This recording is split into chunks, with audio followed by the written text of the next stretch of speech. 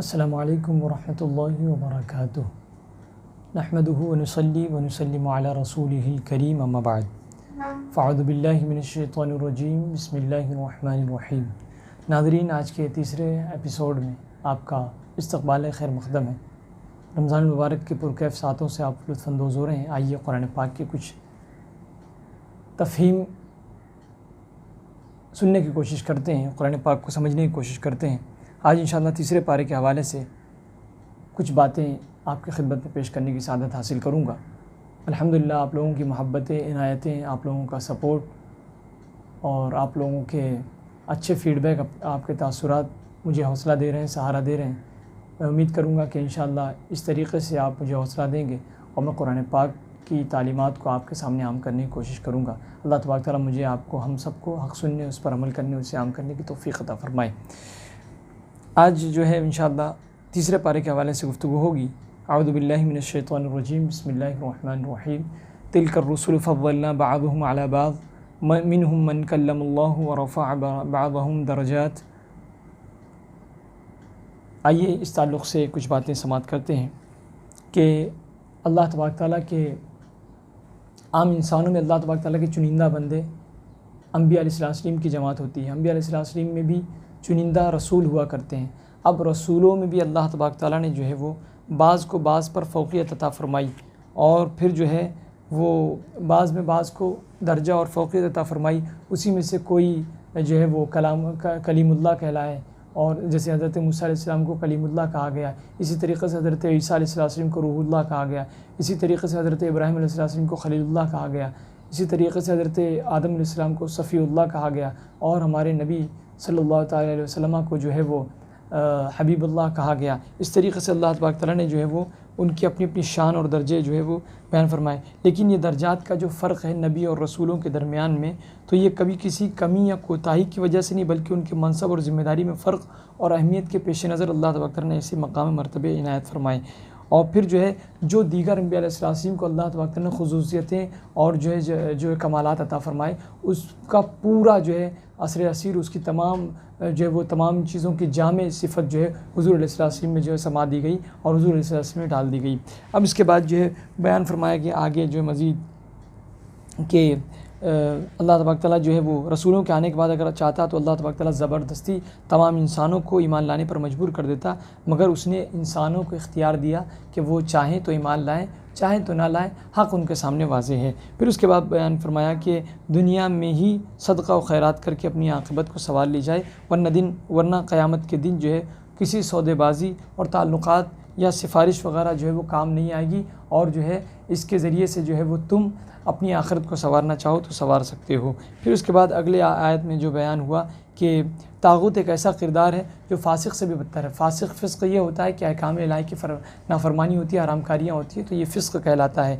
अल्लाह का नाफरमान फ़ासिक़ कहलाता है, जबकि अल्लाह का दुश्मन और उसके मुकाबले में अपनी मर्ज़ी, अपना कानून, अपनी बात को रखने वाला शख्स जो है वो तागूत कहलाता है। फ़िरौन, नमरूद और ये आज की जो असम्बली और मनमानी फ़ैसले या जो हुकूमत वक्त जो तागूती हुकूमत है, ये तमाम जो है ये अल्लाह के हुक्म के ख़िलाफ़ लोगों पर अपने अहकाम, अपने कानून, अपने जो है वो जबरन लोगों पर फिट करने की कोशिश करते हैं। हमें तो इख्तियार है, हम अपनी किताब, अपने मज़हब, अपने खुदा और अपनी तमाम तर मामलात को माने, अपने तमाम तर उसूल और कानून पर अमल करें, मगर नहीं, इसके बरक्स उनका मामला ये होता है कि वो अपने कानून दूसरों पर थोप रहे होते हैं। तो उसके बाद जो है वो मज़ीद इस ताल्लुक़ से आगे बयान फरमाया गया कि ला इकराह फ़िद्दीन, के दीन में कोई ज़ोर व ज़बरदस्ती नहीं, जिसे चाहिए दीन में आ सकता है, जिसे चाहिए वो दीन में नहीं भी आ सकता है, उस पर कोई इजबार जबरन नहीं है, बल्कि हक़ व बातिल हमारा काम ये है कि हम सामने वाले के सामने दीन के हुस्न को बेनकाब करें, उसकी हक़ानियत बयान करें। अब वो चाहे तो दीन को माने और वो चाहे ना माने, फ़ैसला उसके हाथ में है। फिर उसके बाद जो सूरह बकरा में दो बड़ी आयतों का स्पेशली ज़िक्र किया गया। एक तो ये कि आयतुल कुर्सी है जो फ़जीलत में सबसे बड़ी है, और इसमें जो है वो किनायतन सराहतन दोनों तरीक़े से इशारतन 17 मरतबा अल्लाह तबारक तआला का ज़िक्र हुआ है। फिर उसके अलावा जो है दूसरी आयत जो है स्पेशली इसमें बयान की गई वो आयत मुदायना है। इसमें जो है वो मकदार के अतबार से सबसे बड़ी है। इसमें जो है वो उधार लेन देन के कुरानी ज़वाबित और अदायगी की मुद्दत का तयन, तहरीरी वसीक़ा की तैयारी और गवाहान की मौजूदगी वगैरह का बयान है कि आप एग्रीमेंट वगैरह तैयार कर लो। तिजारत और क़र्ज़ के ताल्लुक़ से तमाम बातें इसमें मौजूद हैं। फिर रहन रखने के अहकाम का तज़किरा मौजूद है और फिर उसके बाद बयान किया गया कि ज़मीन व आसमान के अंदर जितनी भी चीज़ें हैं, तमाम चीज़ें जो है वो अल्लाह की मिल्कियत है और वो दिलों के ज़ाहिर और बातिन तमाम चीज़ों को अल्लाह तबारक तआला का इसका इल्म है। फिर उसके बाद जो है इसमें बयान फरमाया गया कि अल्लाह तबारक 3 तारीख़ी वाक़यात बयान किए गए जो अल्लाह तबारक तआला के एक होने और तौहीद के हवाले से जो है वो गुफ्तगू करती हैं और तौहीद मरने के बाद दोबारा ज़िंदा होने के कुरानी अक़ीदे को बिल्कुल उजागर करती हुई नज़र आती है। पहला वाक़या जो हज़रत इब्राहीम अलैहिस्सलाम का नमरूद से जो क़िस्सा जो वाक़या पेश आया उसे बयान किया गया कि नमरूद को यह दावा था कि मैं भी खुदा हूँ, मैं भी ज़िंदा कर सकता हूँ, मैं भी लोगों को मार सकता हूँ। उसने अपने दरबारियों में से एक को बुलाया और उसे जो है वो मार दिया, दूसरे को बुलाया उसे यूँ ही छोड़ दिया, तो कहा देखिए मैंने ज़िंदा कर दिया और मार दिया। हज़रत इब्राहीम अलैहिस्सलाम चूँकि अम्बिया अलैहिस्सलाम की मुक़द्दस जमातें जो हुआ करती है, अल्लाह तबारक तआला हर दौर के तकाज़े के मुताबिक जो है उन्हें दावती फ़िक्र तदब्बुर अता फ़रमाता है और उसके बाद उसी चैलेंजेस के मुकाबला करने की सलाहियतें अता फ़रमाता है उस दौर के हर दौर के नबियों को। तो हज़रत इब्राहीम अलैहिस्सलाम ने कहा अच्छा ठीक है, तू अगर ये दावा करता है तो हम बफ़र्ज़ हम तो नहीं मानते तुझे खुदा, बफ़र्ज़ मुहाल अगर तू दावा करता है तो ठीक है, तेरे इस दावे को हम तेरे चैलेंज को कबूल करते हैं। अब ऐसा कर कि हमारा खुदा जो है वो हमारे खुदा की शान तो ये कि वो मशरिक़ से सूरज निकालता है, मग़रिब में डुबाता है। अब अगर तू खुदा होने का दावा करता है तो तू मग़रिब से सूरज निकाल और मशरिक़ में डुबा। तो अब ये जैसे ही सुनना था कि नमरूद जो है इस पर लाजवाब हो गया, फ़बुहितल्लज़ी कफ़र, और वो ताज्जुब में पड़ गया और बगले झाँकने लगा। फिर उसे कोई राह फ़रार जो है नज़र नहीं आई। फिर दूसरा वाक़या ये है कि हज़रत उज़ैर अलैहिस्सलाम जब बैतुल मुक़द्दस में जो है बख्त नसर ने का वाक़या है कि जब 587 में बैतुल मुक़द्दस को बख्त नसर ने तख्त व ताराज कर दिया तो उसके उजड़े हुए शहर को देखकर हज़रत उज़ैर बेख्तियार पुकार उठे कि अल्लाह दोबारा कैसे इस तबाहशुदा बस्ती को दोबारा तो ज़िंदा फरमाएगा। तो उन पर अल्लाह तबारक तआला ने उनकी बात सुनकर अल्लाह तबारक तआला ने उसे जो है वो अमली शक्ल अता फरमाई और फरमाया कि अल्लाह तबारक तआला ने उन पर उनकी मौत उनकी सवारी पर मौत तारी करके 100 साल के बाद हज़रत उज़ैर और उनके साथियों को दोबारा ज़िंदा फरमाया और फिर उसके बाद जो सवारी की बोसीदा हड्डियों को उनके सामने जमा करके उन पर गोश्त पोस्ट चढ़ाया और उनके ज़्यादा सफ़र जो सफ़र का सामान लेकर निकले थे उसे 100 साल तक बासी खाने को ताज़ा रखा परवरदिगार आलम ने। इस तरह अपनी कुदरत का अमली मुशाहिदा उन्हें अता फरमाया। तो इस तजुर्बे से उन्हें तहरीक हुई, क्यों ना मैं भी बनी इसराइल के मुर्दा जिस्म में अपनी जान डालूँ और उनका दीन से फिर दोबारा ताल्लुक़ ज़िंदा करूँ। चुनांचे उन्होंने मेहनत की, अल्लाह ताला ने फिर से बनी इसराइल को ज़िंदा कौम बना दिया। तो एक दूसरी ये दलील थी कि हज़रत उज़ैर का जो वाक़या आपने समाअत फरमाया। इसी तरीक़े से हर दौर में जो है बनी इसराइल जो है जब नबी आते रहे, बनी इसराइल जो है हर नबी के मानने के दावेदार रही और नबियों को शुरू में माना। उसके बाद ऐसा हुआ कि शामत अमाली की बुनियाद पर फिर वो जो है वो दूर होने लगे नबियों के रास्ते से, दीन के रास्ते से, और नतीजा ये हुआ कि अल्लाह की लानतें उन पर और अल्लाह के अज़ाब उन पर नाजिल होते रहे। फिर उसके बाद जो है हर दौर में नबी आते रहे, नेमतें अता होती रही, उसके बाद नाफरमानी करते रहे, फिर जो है अल्लाह तबारक तआला उन्हें नाफरमानी के बदले जो है अल्लाह तबारक तआला उन्हें अज़ाब में गिरफ़्तार करता रहा। फिर तीसरा वाक़या जो है हज़रत इब्राहीम अलैहिस्सलाम का वाक़या बड़ा ही दिलचस्प वाक़या है कि हज़रत इब्राहीम अलैहिस्सलाम ने मरने के बाद दोबारा ज़िंदा होने पर हज़रत इब्राहीम का ईमान था, मगर चूँकि उन्होंने चाहा कि परवरदिगार मैं देखना चाहता हूँ कि तू मुर्दों को कैसे ज़िंदा फरमाता है। तो हज़रत इब्राहीम अलैहिस्सलाम ने अपने इत्मीनान क़ल्ब के लिए मुर्दों को ज़िंदा करने की कैफियत को अमली शक्ल में देखना चाहा। तो अल्लाह तबारक तआला से फरमाया, तो अल्लाह तबारक तआला ने फरमाया कि क्या इब्राहीम तुम्हें जो है तुम ईमान नहीं रखते हमारे ज़िंदा करने के इस मामलात पर। तो हज़रत इब्राहीम ने कहा बेशक मैं परवरदिगार तेरी तमाम तर जो है वो कुदरत कामिला पर मुझे मेरा यकीन है, मगर मैं चाहता हूँ कि मेरे दिल को इत्मीनान मिले। अल्लाह ताला ने फरमाया अच्छा ठीक है, ऐसा कर कि 4 परिंदे लेकर उन्हें अपने साथ मानूस कर पाल पोस ले और उन्हें उनके नाम से बुला और उन्हें उनके नाम से जब तुझसे बहुत ज़्यादा बेतकल्लुफ़ हो जाएँ वो और तेरी बातों पे आने लगे तो फिर उन्हें ज़बह कर और बिल्कुल कीमा बना के उनके ज़र्रात को आपस में खलत मलत कर दे, बोटी बोटी करके मुख्तलिफ़ पहाड़ियों पर उन्हें जाकर रख दे और फिर उसके बाद जो है मेरा नाम ले और फिर उन्हें उनका नाम लेकर उन्हें पुकार। तो हज़रत इब्राहीम अलैहिस्सलाम ने जो है चुनांचे हज़रत इब्राहीम अलैहिस्सलाम ने जो है पहाड़ पर अलग अलग टुकड़े करके उनके रख दिए। अब उसके बाद फिर उन्हें पुकारा उनके नाम से, तो पता ये चला कि हड्डी से हड्डी, पर से पर, खून से खून मिलकर सब अपनी असली शक्ल सूरत में बनकर उनके पास आ गए, जिससे अल्लाह तबारक तआला की कुदरत कामिला और हिकमत अमली का मुशाहदा हज़रत इब्राहीम अलैहिस्सलाम ने फरमाया। तो ये 3 जो है वो अल्लाह तबारक तआला की वहदानियत और अल्लाह तबारक तआला के दोबारा ज़िंदा करने के कुदरत कामिला पर जो है वो 3 दलील कुरान पाक में पेश की गई। फिर दीन इस्लाम इंसानियत, इन्फाक फ़ी सबीलिल्लाह, अल्लाह के राह में ख़र्चा करने और उख़ुव्वत व मोहब्बत, फ़ज़्ल व एहसान का दीन है। अब इंसानी फ़लाह व बहबूदी का कोई ऐसा पहलू नहीं जिसमें कुरान की दावत न दी गई, हर चीज़ का बयान कुरान पाक में मौजूद है। फिर उसके बाद मज़ीद बयान फरमाया गया कि सूद के ताल्लुक़ से सदक़े और सूद के खूबियाँ और ख़राबियाँ बयान की गई, कि सूद के नुकसानात और तबाहकारियाँ बयान की गई कि असल में सदक़ा और रिबा में फ़र्क क्या है। तो सदक़ा और जो है वो रिबा, सूद, ये दोनों चीज़ें जो है अपोज़िट हैं, दो मुतज़ाद चीज़ें, दो मुतज़ाद निज़ाम हैं। सदक़े में एहसान, पाकीज़गी और ताउन का जज्बा होता है, जबकि रिबा में बुख़्ल, गंदगी और ख़ुद गर्ज़ी पोशीदा होती है। सदक़े में दिया हुआ माल वापस लेने की नीयत नहीं होती, जबकि रिबा में असल ज़र से भी ज़्यादा लेने की शर्त होती है, असल माल से भी ज़्यादा कुछ एक्स्ट्रा लेने की शर्त होती है, कंडीशन होते हैं, टर्म्स होते हैं उसके। सदक़े से आपस में मोहब्बत बढ़ती है, जबकि रिबा से बाहिमी नफ़रत में इजाफ़ा होता है। सदक़ा करने वाले के लिए अल्लाह की मोहब्बत का ऐलान और मग़फ़िरत का वादा है, जबकि सूद खोर पर अल्लाह की लानत और वईद और ऐलान जंग है अल्लाह का। सूद के नफ्सियाती, अखलाकी, माशी और माशरती नुकसान इतने वाज़े हैं कि अब सूद के हामी भी दबी दबी ज़बान में उसकी बुराई का एतराफ़ करने लगे हैं और उससे अपनी बेजारी का इजहार करने लगे हैं। फिर उसके बाद यौम एहतिसाब यानी क़यामत के दिन की याद दहानी कराते हुए फरमाया गया कि उस दिन से डरो जब तुम अल्लाह की तरफ लौटाए जाओगे और हर शख्स को नेकी और बदी का पूरा पूरा हिसाब देना होगा। इसका बयान इसमें किया गया। फिर उसके बाद जो है वो आयत मुदायना का मैंने ज़िक्र किया। फिर उसके बाद तमाम बातों को ख़त्म करते हुए यहाँ पर चैप्टर को क्लोज़ किया गया कि चूँकि सूरह बकरा में नमाज, ज़कात, हज, रोज़ा, सदक़ा और सूद और तलाक़ और इद्दत जैसे मुतअद्दिद शरई अहकाम बयान किए गए, अब वो सूरत के अख्ताम पर इन तमाम चीज़ों को बाज़ाब्ता वाज़े किया गया कि अल्लाह ताला किसी भी इंसान पर उसकी ताकत से ज़्यादा बोझ नहीं डालता। अल्लाह तबारक ताला उन्हीं चीज़ का बंदों को हुक्म देता है जो बंदे कर सकते हैं, जो बंदे नहीं कर सकते अल्लाह तबारक ताला ने उसका हुक्म भी उन्हें नहीं दिया है। फिर उसके बाद आइए और फिर जो है वो सूरह बकरा की आखिरी दो आयतों की बहुत फजीलत हदीस पाक में है कि जिसने रात को सोते वक्त ये दो आयतें पढ़ ली तो उसके लिए ये दो आयतें काफ़ी हैं। हुज़ूर अलैहि सल्लल्लाहु अलैहि वसल्लम ने फरमाया कि सूरह बकरा की आखिरी आयत ख़ुद भी सीखो और अपनी ख़वातीन को भी सिखाओ, क्योंकि कुरान पाक के अलावा ये बेहतरीन हम्द और सना और बेहतरीन दुआ भी है। अब आइए सूरह आल इमरान जो है वो इसी चैप्टर में दूसरा जो है बकिया हिस्सा इब्तिदाए आल इमरान है, इसके ताल्लुक़ से हम आपके सामने कुछ बातें पेश करने की सआदत हासिल करेंगे। तीसरे पारे के 8 रुकू तो सूरह बकरा पर मुश्तमिल थे। अब 90 रुकू से सूरह आल इमरान की इब्तिदा होती है। ये भी कुरान करीम की तवील तरीन सूरतों में से एक है, चूँकि इसमें हज़रत इमरान के ख़ानदान का क़िस्सा बयान किया गया है, इसी मुनासिबत से इसका नाम आल इमरान रखा गया है।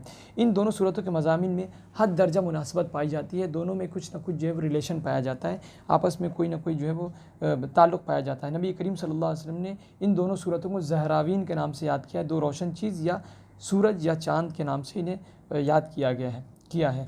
फिर उसके बाद जो है वो इन दोनों सूरतों में खुसूसियत के साथ सूरह बकरा में यहूद से जो है मुखातब किया गया, ख़िताब किया गया है, जबकि सूरह आल इमरान में नसारा से ख़िताब किया गया है। और स्पेशली बात यह है कि दोनों सूरतों का आगाज़, सूरह बकरा का भी और सूरह आल इमरान का आगाज़ अलिफ लाम मीम और अलिफ लाम मीम और जो है वो इस तरीक़े से हामीम यानी हुरूफ मुक़त्तात वग़ैरह से इन तमाम चीज़ों का ज़िक्र किया गया है। इससे इस बात का अंदाज़ा लगाया जा सकता है कि कोड वर्ड के साथ अल्लाह तबारक तआला ने अपना भी कलाम शुरू किया और बंदों को समझाने के लिए अपनी बात भी, अपनी गुफ्तगू को भी का भी आगाज़ फरमाया। फिर उसके बाद जो है इस वाक़े का पस मंज़र ये है इस सूरह आल इमरान का कि नजरान के ईसाइयों का 60 अफराद जो है 60 अफराद पर मुश्तमिल एक वफ़द जो मदीना मुनव्वरा में हुज़ूर से मुलाकात के लिए आया था। उन लोगों ने हज़रत ईसा अलैहिस्सलाम को बढ़ा चढ़ा कर पेश किया। कभी कहते हज़रत ईसा खुदा है, कभी कहते खुदा के बेटे और कभी कहते कि 3 में से एक हैं। इस तरीक़े से हुज़ूर अलैहिस्सलाम ने जो है वो उन्हें मुस्कित दंदाने शिकन जवाब दिया और वो उनके जवाब पर खामोश हो गए।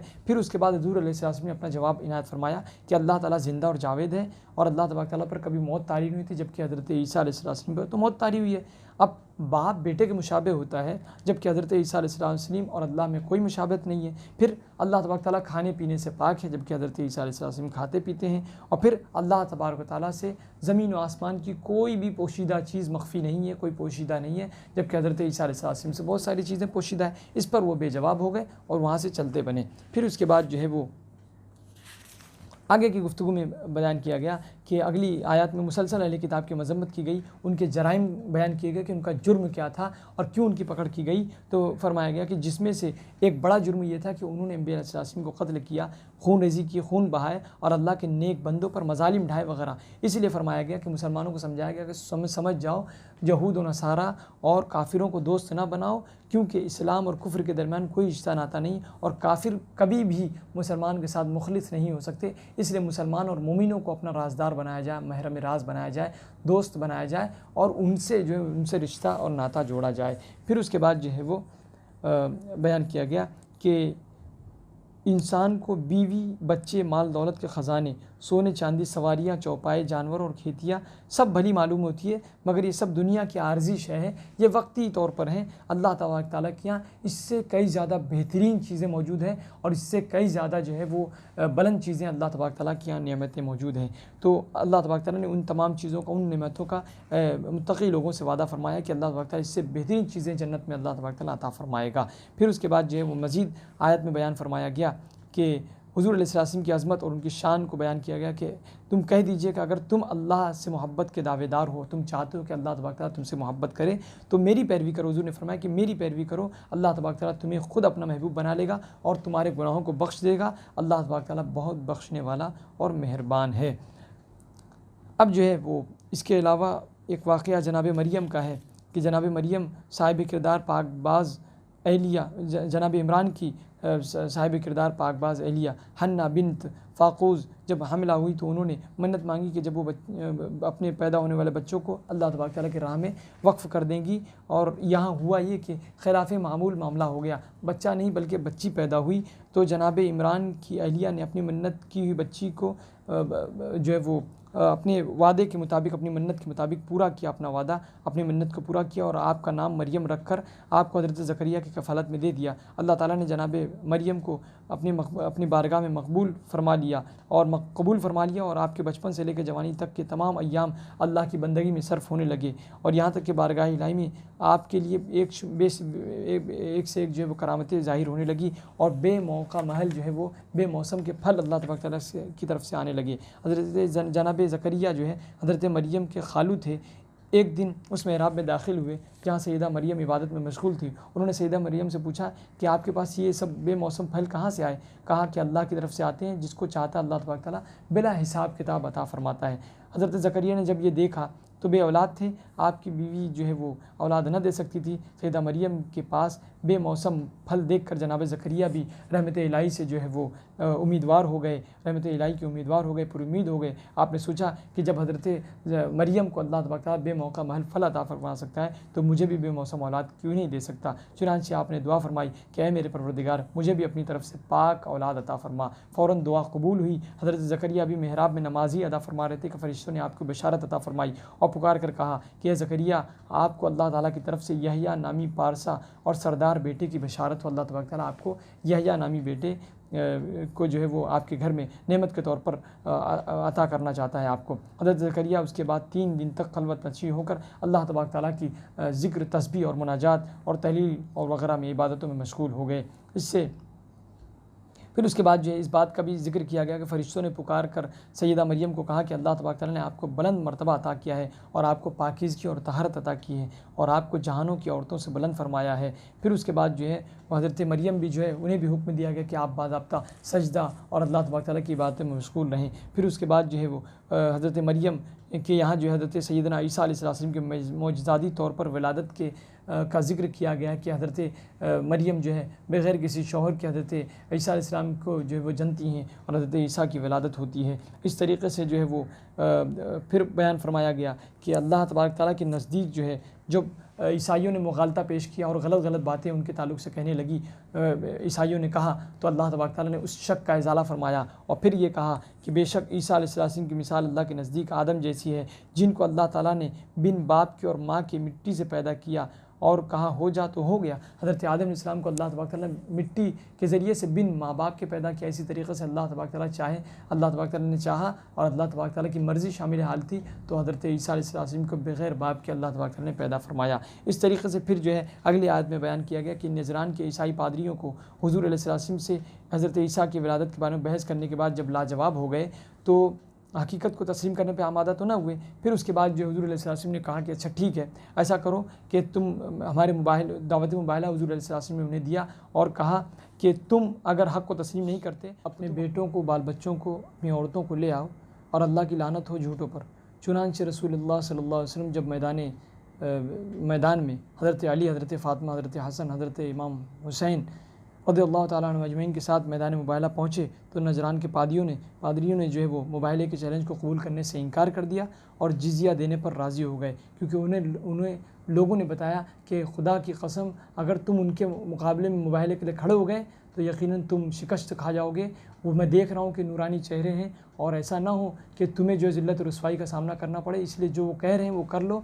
और जो है वो इसीलिए जो है वो आमादा हो गए और जिज़िया देकर जो है वो चलते बने और जिज़िया देने पर चैलेंज, मुबाहिले का चैलेंज जो कबूल करने से इनकार कर दिया और जिज़िया देकर जो है वो राज़ी हो गए और वहाँ से चलते बने। फिर उसके बाद जो है अगली आयत में बयान किया गया कि हुज़ूर ताजदार दो आलम सल्लल्लाहु अलैहि वसल्लम ने अहले किताब को मुखातब करके कहा कि अगर तुम इस्लाम कबूल नहीं करते तो मत करो, कम से कम उन नुकात पर आओ जो हमारे और तुम्हारे दरमियान मुश्तरक है, जो कॉमन है, कम से कम उस पर इत्तेफाक कर लो। यानी इबादत होगी तो सिर्फ अल्लाह की होगी और शिर्क को जो है वो तर्क करना पड़ेगा और फिर अल्लाह को छोड़कर बंदों को पूजने का, मानने का शियार ये ख़त्म करना होगा।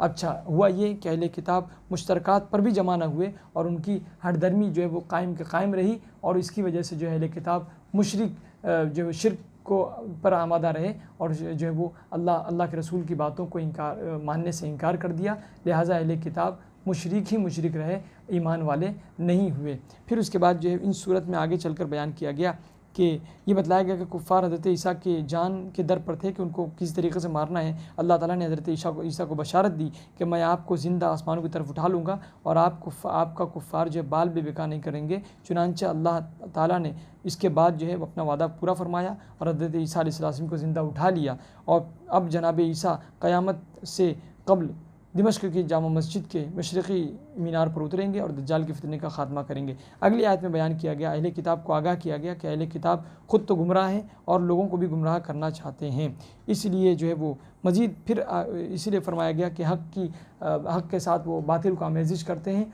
और बातिल को बातिल बनाने की पूरी जद्दोजहद और सरगर्मी अंजाम दे रहे हैं, इसलिए जो उनसे जो है वो दूर रहा जाए। फिर उसके बाद जो है वो आलम अरवाह का इसमें तज़किरा फरमाया गया कि रसूलुल्लाह के मकाम ख़ास का जिक्र किया गया कि आलम अरवाह में अल्लाह ताला ने अंबिया अलैहिस्सलाम की रूहों से इस बात का अहद लिया था कि अगर उनकी ज़िंदगी में रसूल आ जाएँ तो फिर उन पर ईमान लाना, उनकी हिमायत करना गुरोह अंबिया पर लाजिम होगा। चुनांचे जो है वो अल्लाह तबारक ताला ने फरमाया कि तुम इस पर गवाह रहना और मैं भी तुम्हारे साथ गवाहों में से हूँ। फिर उसके बाद जो है वो इससे पता चला कि हर नबी हुज़ूर अलैहिस्सलाम की हिमायत और नुसरत का पाबंद था और हर नबी के दिल में ख्वाहिश थी कि हुज़ूर अलैहिस्सलाम का ज़माना पाए, उनका दीदार करे और उनके साथ रहे।